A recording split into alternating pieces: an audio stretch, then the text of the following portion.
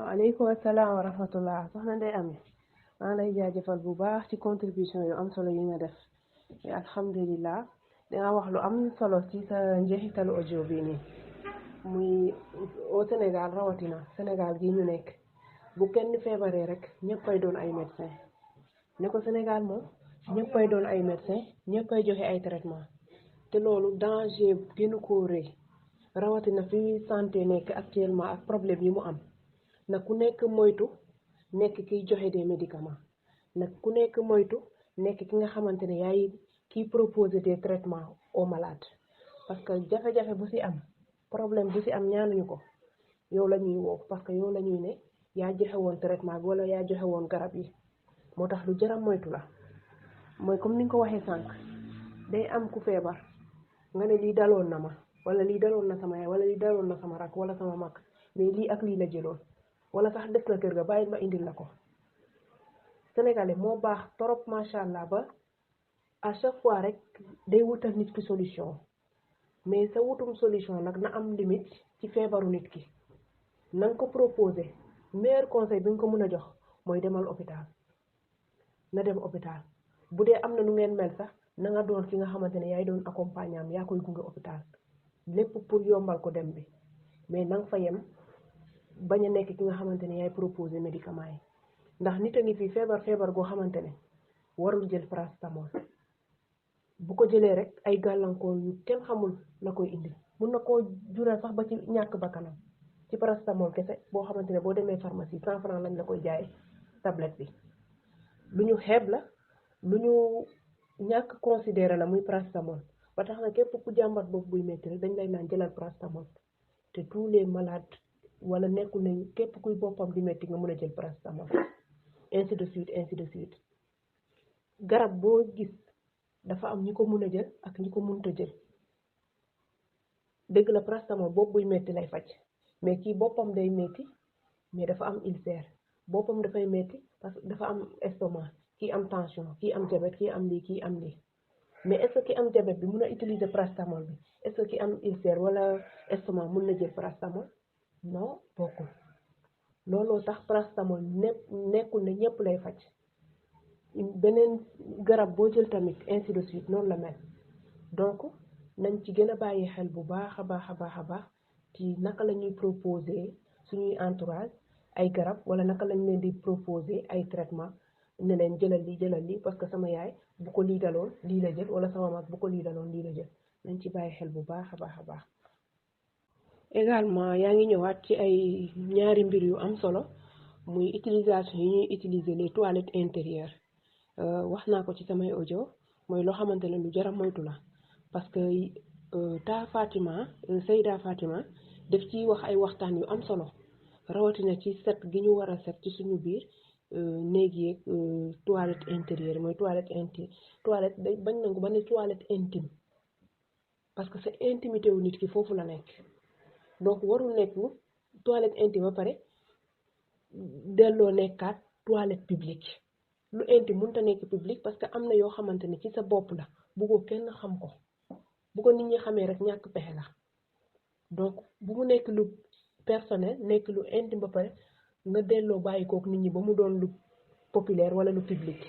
nañ ko bàyyee xel ba tax na sa doom bi gën a ndaw sax bul dindi kuusam yóbbu ko ci biir toilette boobu naan dama koy defaree foofu sinon na am pot à part mooy pot yi soxna Ndeye Amy wax ci audio yi genre pot yooyu la war a am parce que paanu bébé yi en général day ànd ak pot yooyu donc pourquoi pas bébé bu demee ba mën a toog nga jàng ko muy toog ci pot yooyu mais nga koy teg ci chaise anglaise bi nga xamante ne ay magum jëm moo koy utiliser ñooñu bu ñu amee infection rek xale bi dina ko am quel que soit son âge mën na koo jëlee foofu noonu donc muy lu jar a bàyyee xel beneen bi tamit mooy infection bu yàgg risque yu muy def ci nit ki mun a dem ba atteindre les parties génitaux hautes mooy utérus bi nga xamante ne bu ëmbee foofu la ëmb bi nekk sinon les trompes mooy organes yi nga xamante ne ça tourne autour de la grossesse organes yi nga xamante ne nit ki bu ëmbee organes yooyu ñooy gën a activé wu pour jàppale nit ki ci ëmbam bi organes yooyu yëpp mën nañ dem ba atteindre ci infection parce que infection bi day progresser ci suuf lay jóge jëm ci kaw moo tax nit ki nee nañ la boo demee même toilette di defaru daa am technique ni ngay raxasoo dooy raxasoo ci suuf di yéegal ci kaw mais contraire bi ngay def ci kaw ngay raxas di wàcc parce que plus ngay wàcc ci suuf plus microbe yi foofu la gën a bari donc doo jëlee ci suuf di yéegal ci kaw su boobaa da ngay yóbbaale microbe yi ci kaw alors que pour wàccee ko mooy da ngay jëlee fi gën a set di wàcc fi gën a tilim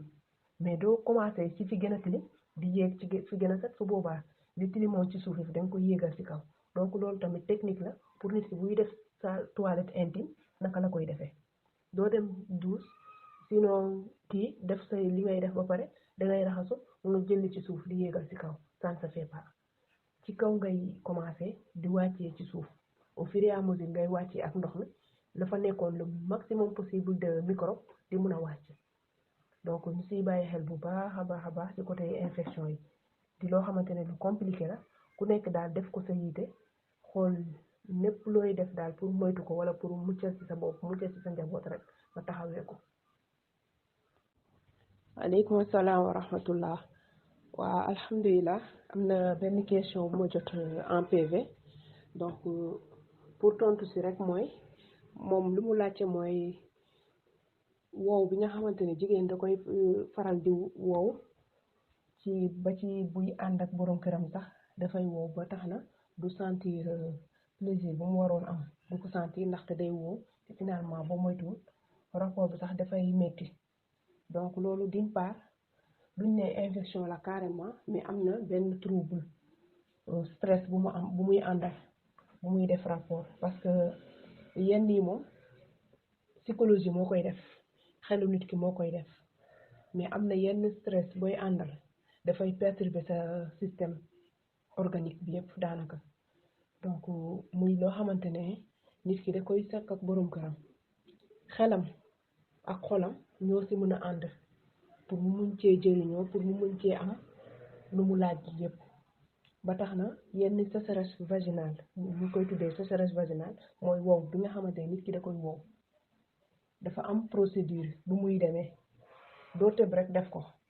comme niñ ko xamee ñun ñëpp dafay am ay jaar-jaar am fi ngay jaar avant ngay yegg si fi nga ko war a defee donc yooyu yëpp dee def nga ko te wow taxul nga am li nga soxla woon mooy tooy bi nga war a tooy avant bu dee amoo ko dans ce cas am na défaillance su glaire cervicale. glaire cervicale mooy différence bi ma doon def ci audio yu njëkk yi mooy liquide bi nga xamante ne dafa wuuteeg perte blanche liquide boobu en général ça vient vers le 12e 13e 14e jour du cycle nit ki en général c'est de 24 à 28 jours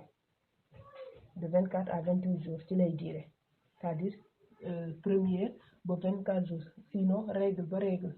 boo gisee règle mois bi nii ba bi nga koy gisaat intervalle boobu noonu mooy cycle menstruel nit ki mooy cycle ovarien di mooy cycle ovarien nit ki donc ci période boobu noonu am na période bi nekk ci digg bi 12e 13e 14e jour foofu la nit ki di amee période de fécondation normale période boobu la ci période boobu li la koy won mooy glaire cervicale bi dafay abondant mooy li lay tooyal day ratax période boobu foofu nga koy seet loo xam ne maa ngi ci période féconde mais n'empêche nit ki bu waree def rapport sexuel am na yenn kii bu koy def ak borom këram dina sentir tooy léegi tooyaay boobu noonu bu dee amoo ko wala mënoo koo am à chaque fois ba doon lu lay inquiété donc am na lu manqué soit feebar la ci ku jigéen ki wala mu am loo xamante ne dafa manqué seen diggante yéen ñaar donc mënuñ ko considérer carrément que ni feebar la mais ci psychologie wu nit ki ak ci approche bi muy demee foofu lay dépendre la plupart foofu lay dépendre quant à yenn action yi nga xamante ne nag la plupart dañ koy faral di def ci bu ñuy ànd ak seen borom kër am na ci ëpp yoo xamante ne lu jara moytu la premièrement dañ waroon nañ koo souligner sax ci suñu exposé mooy infection génitale la ñuy waxtaanee muy infection sexuellement transmissible yemul uniquement ci awrawu nit ki parce que ngeen baal ma ci kàddu yi am na ñoo xamante ne xëy na lu ñuy bëgg seen préférence la mooy sex awrawu borom kër gi sinon vice versa borom sa jëkkër sex sa awra loolu en français ñu ngi koy tuddee fellation supposons léegi bu dee ko góor gi dafa am infection te ngay faral di sex awram di ko infection bi au lieu mu doon uniquement ci sa partie intime yi ci sa partie génitaux yi mun na nekk sax ci sa gémmiñ di ko nit ki dafay sentir infection boobu ci gémmiñam lu am la infection yoo xamante ne dafay manifester de façon bicale ci gémmiñ gi mun na sofenoo làmmiñ gi signe bi tamit mun na am jot ci infection bi donc infection bi day jóge partie intime yi ñëw ci partie bicale bi parce que ci bouche bi nga xamante ne ci gémmiñ bi nga xamante ne moom nga saxe woon awrawu nit ki te bu dee moom dafa am infection dans ces parties génitaux mun na la ko wàll pas seulement ci partie intime yi mais également sa gémmiñ donc muy loo xamante ne lu jar a bàyyi xel la duma leen ne baaxul wala bàyyi leen ko wala mais bu dee dafa am infection na ngeen ko faji sinon ngeen moytu ci genre yooyu noonu quant à nag le fait que di dugal ay baaraam des trucs comme ça yooyu moom moytu leen gaañu rek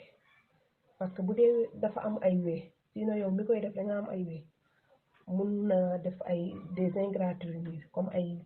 genre xoosu yu ndaw te xoosu yooyu noonu mun na indi des saignements yooyu noonu nag bu dee nit ki dafa am feebaru deret surtout di am ay saignements au cours des rapports sexuels mun na indi yeneen genre infection ba ci sida ci infection sexuellement transmissible la bokk donc di ay précautions yoo xamante ne yu war a jël la ci avant ñuy sëy buñ ko mënta def avant ñuy sëy tamit buñ sëyee tamit nañ am mat gu toll ni dem defi des tests genre yooyu duma accuser qui que ce soit nag mais nañ ci bàyyi xel ci feebaru sëy yi la bokk muy sida ak yeneen ba ci hépatite B ci feebaru sëy la bokk comme yi ñu doon waxtaanee ci infection sexuellement transmissible yi nii te ci sëy lañ koy jëlee la plupart donc muy loo xamante ne lu ñu mat a bàyyi xel hépatite am na beneen forme mais am na tamit ci sëy donc muy lu ñu war a leeral parce que nekkul ne képp ku am hépatite ci sëy la ko jëlee wala ainsi de suite donc muy ay actes yoo xamante ne daal buñ koy def ci sëy na doon ci ay conditions yu wóor yu leer lañ koy teg parce que nit ki mënul dina genre masturbation lañ ko tuddee wala di dugal ay baaraam di génne fekk wee yaa ngi toll ni loo xamante ne vraiment c'est pas hygiénique donc ñu bàyyi ci xel amul benn risque boo xamante ne xëy na nit ki mun na di ko bañ à chaque fois mais na am yenn conditions yu muy àndal muy loxo yi nañ set d'abord ñi bàyyi seen wéy di màgg genre yooyu mënul ànd ak activité yooyu noonu wala action yooyu noonu donc si jégal bu baax. waaleykum salaam wa rahmatullah alhamdulilah soxna si ñoo ngi lay jaajëfal bu baax ci question bi nga posé di rafetlu sa participation si émission bi également waa infection moom comme ni ma ko waxee day dal góor day dal jigéen buñ ne ci góor la gën a compliqué nag xëy na ci prise en charge bi la ndax la plupart ci suñuy structure sanitaire mooy ci suñu hôpitaux yi li nga fay gis jigéen moo ëpp li nga fay gis góor ñi c'est presque partout parce que góor li muy boole boppam daal moo bariwut ngeen jégal ma ci kàddu yi rawatina ci affaire gestion wu kër moom day jàpp ne yooyu daal du samay préoccupation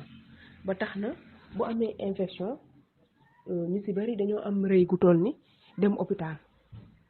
ñoo ngi ciy sóoraay tamit man maay dem hôpital nit ñi di ma xamal wala ay jigéen di ma consulter des trucs comme ça moo tax seen prise en charge gën a jafe beneen bi mooy le fait que ñoom la plupart ay polygame lañ day am ñaar wala ñett wala ñeenti soxna supposons ku góor ki bu ko amee te nanguwut a dem faju ji du coup day xaw a jafeel mbir yi ndax kenn ci soxna yi bu demee faju ji te borom kër gi tamit demul du changer dara moo tax xëy na ñu ne prise en charge wala infection ci góor moo gën a métti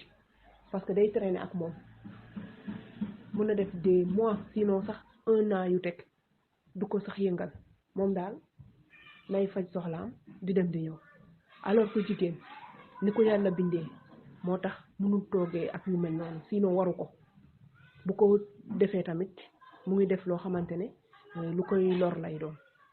mais boo xoolee structure góor ni ko yàlla bindee ak jigéen complication yi ci ëpp jigéen lay faral di dal ci jigéen ki lay doon parce que ni ko yàlla bindee la te gis nga ëmb jur geeg yor geeg nàmpal geeg yooyu yëpp ci jigéen lañ ko teg ba tax na complication bu amee wala li ci ëpp jigéen lay gën a sonal ko góor parce que góor moom xëy na mun na koo indi sax stérilité parce que bu affecté son système kii génitaux c'est-à-dire sécrétion wu affecté sécrétion spermatozoïde yi mun na affaiblir la qualité voire la quantité des spermatozoïdes c'est-à-dire ni mu doon sécréter spermatozoïde c'est-à-dire mooy yi nga xamante ne mooy indi pour ëmb am mun na koo bañ a mënati c'est-à-dire dina mun a sécréter dina mun a kii mais kii bi moo dul baaxati les sécrétions moo dul nekkati de qualité xaw je ne sais pas comment l'expliquer xaw ma nan laa ko mën a expliquer en wolof pour ngeen comprendre ko mais nit ki dina mën a nekk góor di mën mu daan mën mais pour mu mën cee am doom mooy jafe parce que ni mu waroon mel la melut liquide bi génn ci moom ni mu waroon mel ni mu waroon amee efficacité amatu ko parce que infection bi gagné na ko muy ci góor gi muy tamit ci ku jigéen gi infection bi mun na koo gagné de telle sorte que mooy liquide glaire cervicale boobu effet bi mu waroon def pour transporter les spermatozoïdes dootu ko mënati mooy sécheresse vaginale bi mooy perte blanche yu bari yi yooyu yëpp day affecté day rey day yàq activité bi nga xamante ne moom la organe génitaux bu nekk wala organe bu nekk rôle bu mu waroon jouer du coup muy mbir boo xamante ne fi ñu ko natt rek weesu na fa infection dafay gàllankoor lu bëree bëri rawatina ci wàllu fécondation wu nit ki wala fertilité wu nit ki am bi mu war a am doom infection daf ci yàq lu bëree bëri muy ku góor ki muy ku jigéen ki parce que day affecter les organes yi nga xamante ne ñooy liggéey boobu noonu. waaleykum salaam wa rahmatullah alhamdulilah am na ku ma waxtaanal ci suuf moom sax moo sàkku ci pour à ce que bu ma koy répondre mën naa koo répondre ci groupe bi donc alhamdulilah dafa laajte mu ne dafa am infection li ko gën a sonal ci infection bi nag commencement bi mooy kii perte blanche bi mais récemment c'est-à-dire ci fan yu gàtt daal la seetlu ne dafa commencé woon di xasan ci la dem hôpital ñu bindal ko traitement mais lu mu seetlu après traitement bi mooy day jël traitement bi mais n'empêche kii bi mu ngi nekk ba tey infection bi mu ngi nekk di ñëwaat ba tey foofu ay conseil laa koy jox comme au moins def na ay progrès ba dem hôpital defi traitement mooy na gën a seetluwaat ci sous-vêtements yi muy sol am na tamit sama benn mbokk bu ma jël ci suuf ne ma sous-vêtements yi dañ koy tudd parce que am na ñenn ñi xëy na boo leen nee sous-vêtements ñu jàpp ne sous-vêtements yi ñuy sol ci kaw lay doon mais buñ nee sous-vêtements fii ci njiitlaay la ñuy wax muy slip ngeen jégal ma ci kàddu yi slip yi moo tax ñuy wax sous-vêtement donc yooyu noonu na ci gën a taxaw ci fóot beeg repassé beeg wala weer ci naaj s'il le faut boo nekkee ci traitement bu jaree sax boo amee les moyens changer yu bees di leen changer tamit de façon plus kii ni nga koy changer na gën a jegeyantoo comme par exemple boo doon def boo solee ci suba xaar ba après julli tisbaar bi sangu changer boo ko mënee changer ci intervalle bi c'est-à-dire boo demee ba ay midi bu dee yaa ngi ci kër gi demoo fenn changer ko s'il le faut boo añee ba pare ay 4 heures 3 heures yooyu noonu nga changer waat di ko fóot ba mu set di ko weer ci naaj utiliser traitement bi normalement comme niñ la ko waxee bu dee da nga am lu la ci jaaxal wala loo yaakaar ne xëy na utiliser naa ko te fàtte naa niñ koy defee woote waatal sinon dellul fiñ la ko bindalee woon nga xoolaat parce que il se peut ñu bindal la traitement nga fàtte niñ koy jëlee te su boobaa boo ko jëlee neneen nu dul noonu tamit traitement bi du efficace donc bu ma amee lu may répondre daal foofu boobu réponse laa lay jox incha allah képp koo xamante ne daal da nga am infection ak nu muy mën a manifester rek demal hôpital ñu jox la traitement mais yow ci sa jëmmi bopp na nga am hygiène set ci sa bopp xool noo ko mën a approfondir rek mu gën a baax incha allah. waaleykum salaam wa rahmatullah ça va soxna si ñu ngi lay jaajëfal bu baax ci mission boobu nga nekk muy mission bàjjenu gox relais communautaire yi également muy ñoo xamante ne vraiment ñooy bokk ci liggéey bi à chaque fois ci côté sensibilisation population beeg vaccination beeg rôle bi ngeen ci joué rëy na yal na borom bi fay coono yi incha allah également nga wax lu am solo muy ndax est-ce que infection mun na yàgg ba indi cancer du col de l'utérus da koy yombal mooy li ñuy naan les facteurs favorisants mooy li nga xamante ne dafay xàllal yoon muy infection génitale yi bu yàggee di dem di ñëwaat te doon lu yàgg ci nit ki day xàllal yoon li nga xamante ne mooy cancer du col de l'utérus, c'est-à-dire ça fait partie des conséquences à long terme la mooy effet à long terme, c'est-à-dire infection génitale yi bu yàggee te traité wuñ ko sinon ñu koy traité te traitement bi baaxul muy dem di ñëwaat muy loo xamante ne dafay diire ay at ci nit ki mun na ko yombal à l'avenir pour mu am cancer du col, pas forcément mais mun na cee bokk. Donc muy loo xamante ne lu jar a bàyyi xel la ba bu la dalee nga mun cee taxaw def ko sa yite def ko sa soxla pour mun koo traiter une bonne fois pour toutes mu jeex. Beneen bi mooy li ngay wax naan ana naka la ñu war a taxawoo wala yan conseil la ñuy joxe pour ñi nga xamante ne dañoo am ay doom à partir de 13 ans jëm 18 ans naka lañ leen mën a taxawoo wala nag ban seetlu lañ ci mën a am ba bu ñu amee yenn signes yi wala yenn caractéristiques wala yenn comportement yi ñu xam ne ñii am na si li ñu nekk pour ñu mun leen orienter mun leen jàppale wala yenn comportement yi te dangay nekk ak jànk goo xamante ne sangu wala set ci boppam yitteelu ko moom daal nu ko neex lay mel sinon mun na set nii ci kaw mais intérieurement nga xam ne kii am lu manqué ci wàllu setam manqué na. dangay gis ay xale yoo xamante ne xëy na dangay toog ak ñoom sinon ñu la ne ñii buñ toogee sa wet dañuy am odeur bi ñuy dégager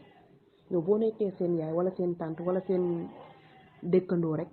war nga am benn orientation bi ngay am ci ñoom mooy waxtaan ak ñoom woo leen am nooy waxee ak ñoom ba duñu gis seen bopp te dinañ xam ne yow jàppale leen moo tax parce que nekk ak ay xale yoo xamante ne xëy na dañuy am yenn odeur yi bu ñu waxee wala bu ñu toogee ba jóg seen sëri dañuy faral di taas du taasu deret comme règle mais taasu ndox wala yenn sécrétion yi ñuy am donc waxtaan ak ñoom woo leen waxtaan ak ñoom ci anam lu mu gën a rafetee da ciy baax mais également ñaax nañ ci wàllu set ñu am yenn comportement wala yenn habitude ci setal seen bopp am yenn prise en charge ci seen bopp balaa mu leen di jural yoo xamante ne dafay jar ñu dem hôpital parce que am na lu bari loo xamante ne buñ ko jëloon en charge rek ci suñu bopp ci début bi ci commencement bi xëy na du jar ñuy dem hôpital wala du indi yenn complication mais manque de prise en charge boobu noonu wala ñàkk a seetlu boobu ñu am ci suñu bopp d'abord ba ci suñu njaboot mooy waral yenn yëpp ñu si gën a bàyyi xel bàyyiloo xel surtout parents yi rawatina yaay yi ñu gën a am seetlu ci seen njaboot rawatina njabootu jigéen. waaleykum asalaam wa rahmatullah soxna si ça va alhamdulilah ñu ngi lay jaajëfal bu baax ci participer bi nga participer ci émission bi rawatina contribution yeeg question yi ngay poser incha allah waa par rapport ak infection moom mooy comme ni ma ko waxee émission bale passé waxaat ko ci bii nii dafa di loo xamante ne foofu nit ki examiner la examen physique la laaj c'est-à-dire maak yow ñu jàkkaarloo nga wax ma sa tawat ma xool ko parce que wax ko kese doyul mais faw ma xool ko mooy boo demee hôpital dañ lay njëkk a introsé des fois da ngay gis ñu la ne damaa dem hôpital ñu may laaj lu lay metti ci traitement la bokk faw ñu laaj la nga wax par exemple da ngay ñëw dem service diabète supposons xam nañ ni képp ku fa dem malade diabétique nga sinon da nga am loo yëg ci sa yaram ci domaine boobu moo tax nga dem foofu noonu mais faw ñu laaj la lu lay metti ak nu mu lay kiiwee nu mu lay manifesté woo du question ne dañoo tayal wala dañoo mënul lu ñuy def mais faw ñu laaj la yow nga wax ñu dégg ba pare ñu soog a confronter li nga wax ak ñoom lu ñu gis. Donc ci téléphone mën nga ma ne dama am des pertes blanches nii ak nii la mel wala nii ak nii lay manifesté woo mais du tere nga war a dem hôpital sinon ma mën laa consulter physiquement nga ne ma perte blanche nii lay mel dafay xeeñ wala nii lay toll dafa bari wala dafay xasan des trucs comme ça wax nga ko ba pare mais teewul ma ne la yéegal ci table bi ma xool la dinaa la xool gis est-ce que dafay xasan bi am na ay xoosu parce que dafay xasan nga wokk ko genre mu am ay xoosu quelque part dinaa gis loolu ci examen bi nga ne ma dafa bari dinaa gis taas yi muy def ci jiital bi sinon fu muy tax ci pourtour yi dinaa ko gis xam ne lii lu bari la dafay xeeñ ma xeeñtu perte yi ba xam ndax est-ce que dafay xeeñ wala xeeñut yooyu yëpp ci examen physique lay doon su boobaa ci lay mën a comparer li nga wax ak li di ma gis moom mën a xool ban différence la am wala est-ce que méngoo na ak ban traitement laa ci mën a indi donc du doy kese ci téléphone pour may bind des traitements alors que fu mu toll fii nii sax man permettre ma may joxe des traitements par téléphone wala même à l'hôpital bu may joxe des traitements day fekk ma am des superviseurs c'est-à-dire ñi ma jiitu ci domaine bi vu que man nee naa leen nekkaguma sage-femme diplômée lépp lu may bind day am couverture keneen koo xamante ne moo am diplôme da koy inspecté xool ba xam man est-ce que li may bind méngoo naak li ma war a bind ba pare te je ne suis pas autorisée man kese ci sama jëmmi bopp may bind wala may wax kenn ne jëlal lii ak lii ak lii ba tax na daal li ma lay conseillé mooy dangay dem hôpital ñu consulter la gis li ñuy gis bu dee mënoo dem hôpital tamit dangay gis personnel koo xamante ne agent de santé la sage-femme la gynécologue la s'il le faut féminin mu consulter la même bu ko jaree sax nga am consultation à domicile bu dee yow mënoo dem donc woo mu ñëw consulter la kii koo wóolu la sage-femme lay doon gynécologue bu jigéen lay doon mu ñëw xool la ça dépendra ci yow bindal la say médicament sinon ñu boole la koo xamante ne xëy na gynécologue la ku jigéen nga dem ci moom mu consulter la ci clinique am wala ci hôpitalam ngeen waxtaan koo xamante ne ça sera une homme de confiance wala une dame de confiance nga waxtaan ak moom loolu ñàkkul mën na nekk. waaleykum salaam wa rahmatullah waaw bu ñu ñëwee ci question bi soxna si posé woon je crois que mooy soxna Oulimata je crois moom la waa par rapport ak yi ñuy utiliser parce que yi ma doon expliquer sama vécu personnel moom laa fa doon expliquer moo tax ma ne balaa may dugg ci aspect boobu nga laal mais bu ñu ñëwaatee ci loolu noonu mooy muy ay cristal ak muy yeneen instruments yi nga xamante ne dañ koy utiliser te jàpp ne dañuy neexal suñu say xëy na ma ne yooyu noonu weddiwuñ ne mën na koo neexal mais du doon lu yàgg ndax lu artificiel la lu artificiel mënut a bokk ak lu naturel te lu artificiel bu yàggee dafay yàq lu naturel c'est-à-dire booy utiliser genre instrument yooyu genre bagage yooyu noonu boo leen di utiliser dafay dem ba day yàq yow sa plaisir bu naturel bi nga waroon am dangay dem ba boo dangay dépendre boo utiliser wul yooyu doo am plaisir premièrement dangay dépendance nekkul ne ci fux cigarette wala café la ñuy dépendre dañuy dépendre ci lépp lu mënta doon parce que affaire bi question habitude la rek lépp loo tàmm di ko def chaque jour dangay dem ba dañ ciy dépendre noonu la produit yooyu mel lépp looy faral di utiliser de façon quotidienne di ko def jour par jour bu yàggee dañ ciy dépendre ba tax na boo ko deful rek doo am résultat bi nga bëggoon boobu première conséquence la deuxièmement bi mooy dalay yaatal c'est-à-dire dalay taw wi parce que kanamu jigéen ni ko borom bi subhanahu wa taala ni mu ko bindee comme genre élastique la day tawweeku di bàyyi mais produit yooyu boo ko ciy def da koy tawwi lu gaaw a gaaw ba tax na daal moytu ko moo gën parce que boo ko deful tamit dangay tawweeku ba mu ëpp te góor ñi macha allah li lay yàlla bindee mooy loolu lu xat ci domaine boobu daal ci côté boobu lu xat moo leen gënal que lu yaatu la plupart da ngay dégg ay jigéen ñu lay naan man daal après sama accouchement dama amoon kii comment dirais du césarienne dama amoon kii agrafe lañ koy faral di tuddee mooy épisiotomie mooy yokk bi ñuy yokk jigéen pour faciliter passage u bébé bi yokk boobu ñu lay yokku réparation bi après accouchement bu normalulee sinon mu teppeeku ci diggante bi dafay gën a yaatal jigéen c'est-à-dire da ngay gën a dafay yokku daal léegi yokku boobu nag buñ ko réparé wul à temps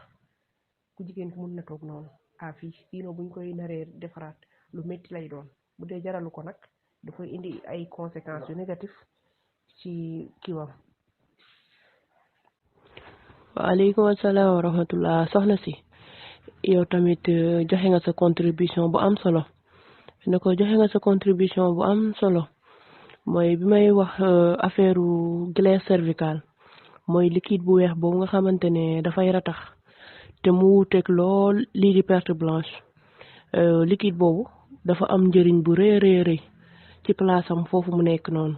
mooy ci kanamu jigéen lay faral di feeñ góor tamit da koy am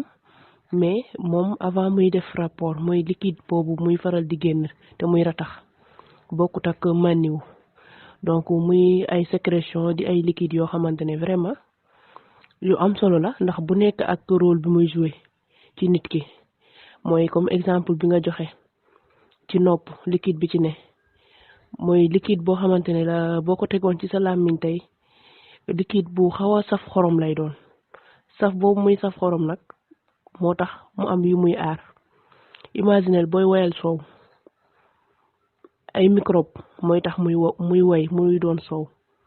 donc microbe yooyu nekkuñu microbe wuute naag lool microbe yi nga xamante ne ñooy joxe feebar donc noonu la mel mooy microbe liquide boobu noonu dafa am ay microbe mais microbe yooyu mënuñoo joxe feebar donc du ay microbe yu pathogène dans le langage médical du ay microbe yu pathogène ay microbe yooyu yoo xamante ne dafay aar nit ki ba tax na même buñ la nee nit dafa war a am hygiène ci boppam bu mu doon hygiène bu ëpp te également comme ni nga ko waxee nekk dangay raxasu di loqati mel ni kuy bomb sa douche intérieure wala kuy bomb sa nekk wala sa waañ boo moytuwulee ci faju ngay mujj ndaxte yenn nettoyage yenn fomp yeeg yenn raxasu gu metti gi baaxu ci donc lépp loo gis rek na digg doomu ne ko lépp loo ciy def rek na digg doomu waaw set ba mu ëpp baaxut parce que day détruire loolu ñuy naan flore génitale mooy microbe yooyu nga xamante ne ñooy wër kiiwu nit ki awraaw nit ki mooy waral tooy yooyu noonu te tooy yooyu bu fi dañee rek mooy di nga am kii bu jafe pour nga am si bànneex ci sëy du yomb ndax ratax yooyu noonu moo lay procurer du plaisir maa ngi jéggalu bu baax ci kàddu yi nag. aleykum asalaam wa rahmatullah waa balaa ñoo kii ci thème bi rek mu amoon benn point bu ma bëggoon rek bàyyiloo leen ci xel di ci ñaax sama bopp di leen ci ñaax muy comme ni ñu wax sànq ba léegi ci côté infection rawatina ci couple polygame yi faj ko yombut parce que ñenn ñi niñ koy gisee mooy kii dafay faju du ñu fajaale sinon ñoom xëy na dootuñu amati benn intérêt ci côté peut-être ñoom jàpp nañ ne ñenn ñi boo nekkee ci contexte polygame xëy na ci surtout borom kër gi bu amee ay soxna yu bari 2 ñett ba ñeent xëy na aawo beeg ñaareel bi wala sax ñenn ci ñoom mun nañ ménopause am âge boo xamante ne xëy na am doom moom yitteelatu leen léegi yow boo ci nekkee xale nag yàggoo fa amagoo yenn njaboot gi traitement bi wala proposition traitement boobu buy jóge ci yow ñoom mun nañ jàpp ne yow sa intérêt moo tax nga ciy sonn donc ñoom buñ ci ragalul yàlla bu baax rek mun nañ bañ traitement bi sinon ñu wax ci loo xamante ne vraiment dafay changer objectifu nit ki donc ñu bàyyi ci xel ragal ci borom bi bu baax a baax te xam ne faju moom ci jaamu yàlla la bokk nit ki bu feebaree dafa war a dem faju bu ko amee surtout bu ko amul te di ko jéem tamit ñu war ko say jàppale muy borom kër yeeg muy soxna yi nga xamante ne ñoom lañu bokkal jëkkër ci borom kër gi ñu war see bàyyi xel bu baax a baax kenn ku nekk wala ku nekk bañ a jàpp ne kii li muy def nii parce que intérêt moo ci nekk moo tax mun ñuy sonal ak naan leen lii dem leen hôpital ak dugg na fii génn fii mais nag ku nekk xoole ko boppam bu doon man wala bu doon sama doom moo nekk ci même situation bii nii donc ci nañ ci jiital ragal borom bi subhanahu wa taala te jàppalante suñu biir te xam ne contexte wu mariage sëy moo ñu boole donc mu loo xamante ne vraiment jarul problème yu bari yi mais pour loolu am tamit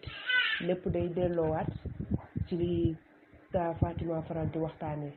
muy jàmm ji nga xamante ne ñun ñoo ko war a indi ci biir kër yi parce que loolu bu dee nekkul loo xamante ne dem koo nekkoon di ko dundee ci biir kër gi mënoo toog ba feebar ñëw nga bëgg a proposer nit ñi ay traitement su boobaa duñ la ci wóolu duñ ci am confiance donc nit ki dafay am taxawaay bu muy taxaw ci biir kër am rôle bu mu fay jouer ba lépp luy ñëw rek boo ci waxee rek nit ñi xam ban intérêt moo tax ngay wax waaw mais nekk ci kër vraiment yor comportement boo xamante ne kenn du la nawloo kenn du la respecté ñu am fuñ la classé ak fuñ la teg ak fuñ la bàyyi ak lu ñuy moytu ci say mbir kon yu mel nii bu ñëwee dootoo ci mun a addu bu baax sinon boo waxee tamit du yëngal sax nit ñi parce que dañuy jàpp ne kii nitu intérêt la bu amulee intérêt ci nit ñi kenn du ko gis kenn du ko dégg sinon du wax ak nit ñi donc lu mat a bàyyi xel la ma ci ñaax sama bopp di leen ci ñaax te di ñaan borom bi yàlla borom bi barkeel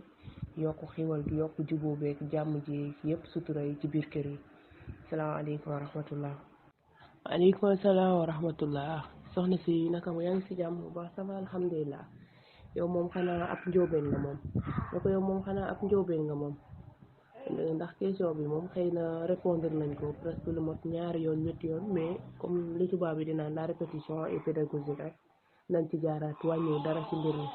day yokk xanaa compréhension bi rek waa alhamdulilah infection li mu mën a joxe comme conséquence bokk na ci mooy li nga xamante ne ñu bari tawat nañ ko ci contribution yeeg question yi mooy wow bi nga xamante ne daf koy faral di def dangay wow ba doo am benn plaisir ci booy seeg sa borom kër bokk na ci